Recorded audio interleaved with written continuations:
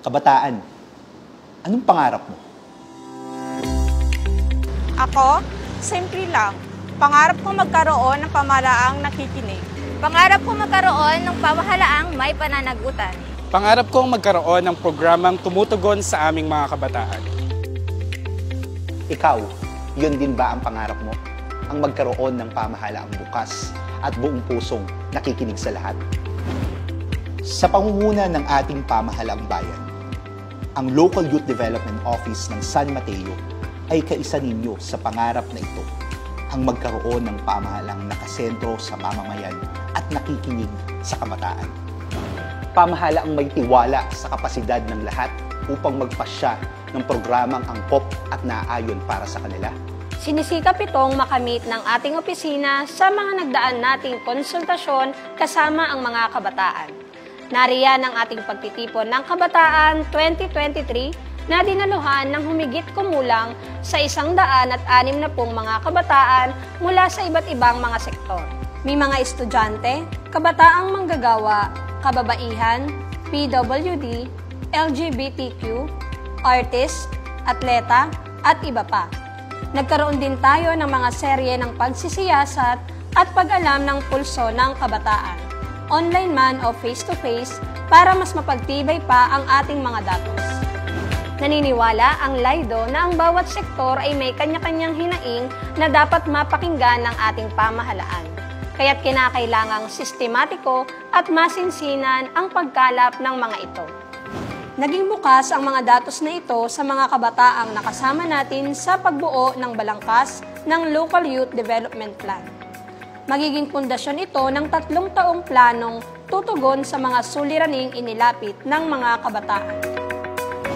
Base sa ating nakalap na datos, isa sa pangunahing suliranin ng kabataan ay ang kalusugang pangkaisipan o mental health. Ayon nga sa World Health Organization, bago ang taong 2015, 16.8% ng estudyanteng Pilipino edad 13 hanggang 17 ang pinagtakaan na ang sariling buhay. Ngayong taon, pinangangambahang mas lalo pang tumaas ang bilang nito. Ang isang sensitibong paksa, gaya ng mental health, ay isa lamang sa nais pagtuunang pansin ng ating tanggapan. Dahil dito, layunin nating magkaroon ng pinaigting, konkreto, long-term na mga programang hindi lamang limitado sa seminar at awareness campaign, kundi mga programang tutugon sa pinagmumulan ng mga problema sa mental health.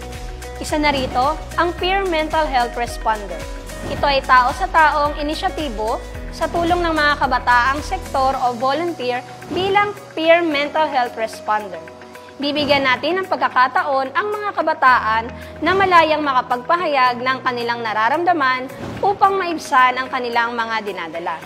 Kung sakaling kinakailangan na ng espesyal na atensyon, gamit ang ating referral system, ay atin silang ire-refer sa mga institusyon na nagbibigay ng libreng konsultasyon. Isa sa sinisikap ng ating tanggapan ay maisulong na magkaroon ang ating bayan ng full-time municipal psychologist na makakatuwang natin sa programang ito. Ngunit paano natin gagawin itong mas engaging? Nais nating maging kabahagi muli ang mga kabataan ng ating bayan sa pagdidisenyo nito. Kaya naman, sa mga susunod na araw ay magkakaroon pa tayo ng mga focus group discussions kung saan ating pagtitibayin ang disenyo ng ating programa. Pakibat nito, susubukan din nating makipagtulungan sa mga non-government organizations, mga pamantasan, gayon din sa mga kabataang volunteers na kaisa natin sa pagtupad ng pangarap na ito. Sa pag-implementa ng mga programa, sisikapin ng Local Youth Development Office na isopubliko ang bilang ng mga natulungan sa programang ito. Sisikapin rin na iulat ang mga pinagkagastosan sa nasabing programa.